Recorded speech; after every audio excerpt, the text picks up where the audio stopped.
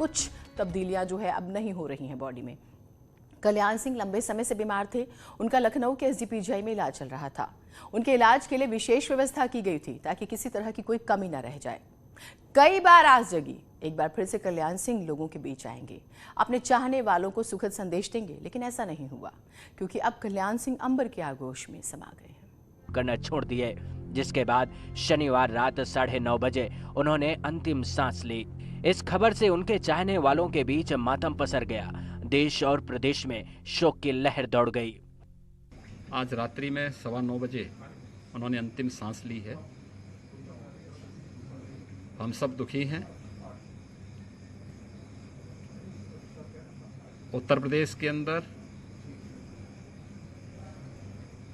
मुख्यमंत्री के रूप में, एक जननेता के रूप में उन्होंने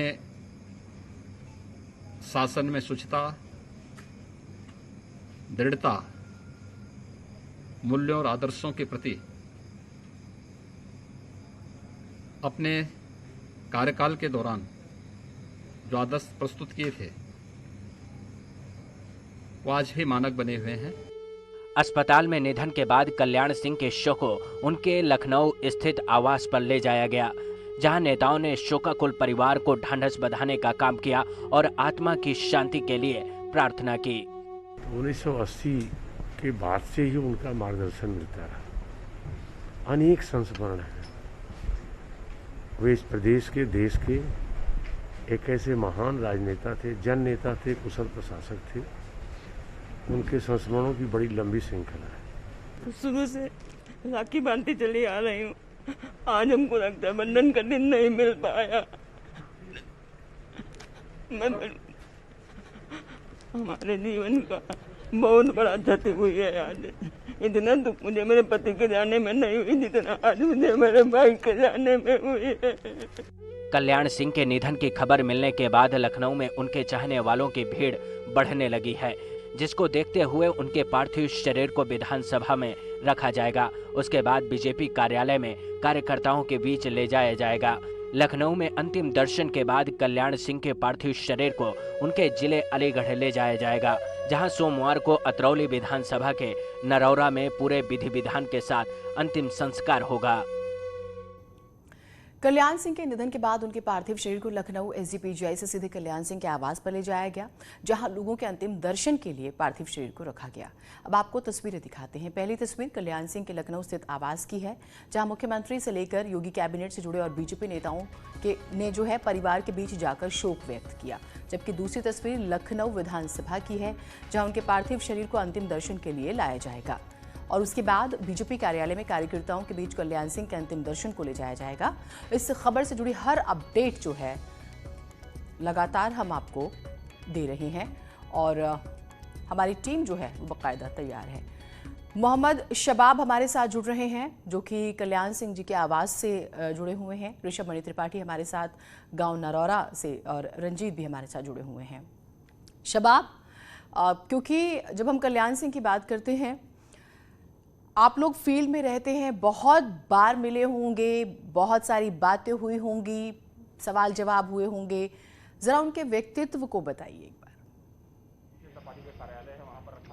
बिल्कुल, देखिए, कल्याण सिंह का एक ऐसा व्यक्तित्व है जो उत्तर प्रदेश की सियासत में ही नहीं बल्कि देश की सियासत में अपना एक खास मकाम रखता है। इस वक्त हम लोग उनके आवास पर मौजूद हैं।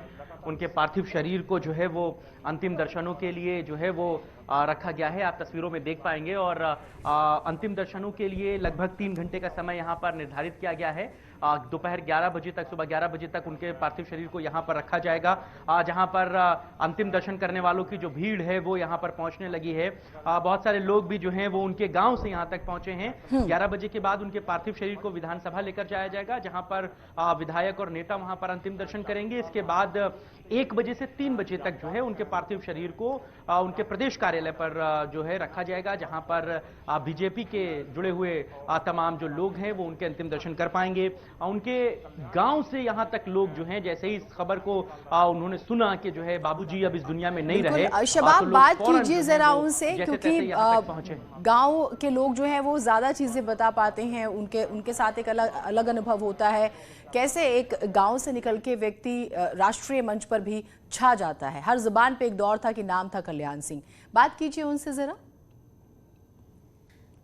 बिल्कुल, देखिए ये बात अपने आप में बहुत खास है। एक संज्ञा जो नेता को दी जाती है, कल्याण सिंह के साथ हमेशा एक वर्ड जुड़ता है बाबूजी, जिसके लिए वो पहचाने जाते थे। और हमारे साथ कुछ गांव के लोग हैं। कहां से आप आए हैं और किस तरीके से बाबूजी की यादें आपसे जुड़ी? मैं कासिम जनपद से। अभी अमापुर विधानसभा, जब बाबूजी भाजपा से अलग हुए थे तो सर्वप्रथम सोरो विधानसभा के नाम से जो विधानसभा थी वहां उपचुनाव कराया बाबूजी ने। मेरे जैसे छोटे से गांव में बाबूजी पहुंचे और वहां बहुत बड़ी तादाद में उन्होंने मीटिंगें की, नुक्कड़ सभाएं की और भारतीय जनता पार्टी सत्ता में रहते हुए बाबूजी ने उपचुनाव जिताया। और बाबूजी ने जब भाजपा ने अलग कर दिया तो बाबूजी ने भाजपा को एकदम हटा दिया और फिर वही बाबूजी भाजपा को चरम सीमाओं में लेके आए, जो आज भारतीय जनता पार्टी की पूरे देश में सरकार है, केंद्र में। कैसी यादें हैं ठीक, बाबूजी? मैं आपके पास आती हूँ। ऋषभ भी हमारे साथ है। ऋषभ, आप इस वक्त कहाँ पर मौजूद है, जरा हमारे दर्शकों को बताइएगा। जीनत, देखिए इस वक्त मैं संदीप सिंह, जो कि कल्याण सिंह के पौत्र हैं, उत्तर प्रदेश सरकार में मंत्री भी, वहाँ पर मौजूद हूँ जहाँ पर उनका पार्थिव शरीर रखा है। उनके समर्थक, उनके चाहने वाले उनके अंतिम दर्शनों के लिए आ रहे हैं। उत्तर प्रदेश सरकार के कैबिनेट मंत्री ब्रजेश पाठक हमारे साथ हैं, जो सबसे पहले यहाँ पर पहुँचे हैं। यहाँ पर जो तैयारियाँ की जा रही हैं उसका जायजा लिया जा रहा है। जो लोग आ रहे हैं उनको वो अटेंड कर रहे हैं उत्तर प्रदेश सरकार के बिहाफ पर। ब्रजेश जी, आप उनको कैसे याद करते हैं, कल्याण सिंह जी? सिद्धे बाबूजी जी का हम लोगों से बहुत ही घरेलू रिश्ता था। जब बाबूजी यहाँ के मुख्यमंत्री थे पहली बार, तो हम लखनऊ विश्वविद्यालय छात्र संघ के अध्यक्ष होते थे। अब बाबूजी ने कभी ये महसूस नहीं होने दिया कि हम लोग उनके विधायक, सांसद या मंत्री नहीं। लगातार बाबूजी मुझे उसी प्रकार स्नेह देते थे। उन्होंने प्रदेश के सभी कार्यकर्ताओं को आगे बढ़ाने का काम किया। बाबूजी का जाना उत्तर प्रदेश के लिए, देश के लिए अपूर्णीय क्षति है। और सिद्धे बाबूजी ने पूरा जीवन प्रभु राम के चरणों में अपना समर्पित कर दिया। वो राजनीति के ऐसे पुरोधा थे जिन्होंने अपनी सरकार की भी चिंता नहीं की। प्रभु राम का भव्य मंदिर अयोध्या में बने, पूरी सरकार की आहुति उन्होंने प्रभु राम के चरणों में, रामलला के चरणों में दी।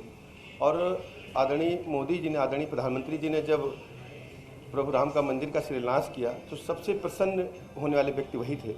उनका कहना था, आज मेरा प्रण पूरा हो गया।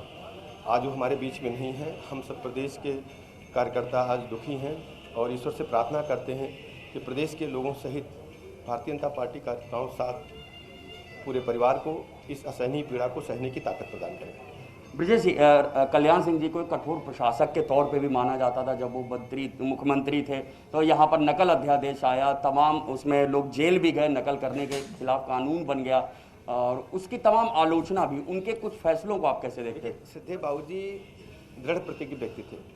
प्रदेश की जनता के हित में यदि कोई फैसला लेते थे तो किसी के दबाव में उसको तो सबकी अपनी अपनी यादें हैं। हमारे सहयोगी रंजीत भी जुड़े हुए हैं। रंजीत, गांव नरौरा से जुड़ रहे हैं। नरौरा ने तो अपना बेटा खोया है। रंजीत, वहां पर आप जरा दिखाइए हमें, क्या तस्वीरें हैं, लोग इंतजार कर रहे हैं, क्या है वहां पर? जी, मैं यहाँ पर कल्याण सिंह बाबूजी के गांव भदौली, उनके विधानसभा क्षेत्र अतरौली में खड़ा हूँ, जहां से वे 8 बार विधायक भी रहे थे। उनके कई परिवार के सदस्य मेरे साथ मौजूद हैं, काफी परेशान हैं, रो रहे हैं। उनके भतीजे मेरे साथ हैं, कल्याण सिंह बाबूजी के, उनके परिवार के। मैं उनसे जानना चाहूंगा, क्या मानते हैं आप बाबूजी की निधन को लेकर? है हमको बहुत बड़ा। क्या मानते हैं, मतलब कितना दुख है आपको? क्या, कैसे थे वो, क्या थे, क्या आपके परिवार में कैसे रहते थे? बहुत बढ़िया रहते थे और सारे क्षेत्र का विकास किया, गांव का बहुत बड़ा विकास किया। बहुत बड़ा दुख है। और भी लोग मेरे साथ मौजूद हैं, आप क्या मानते हैं?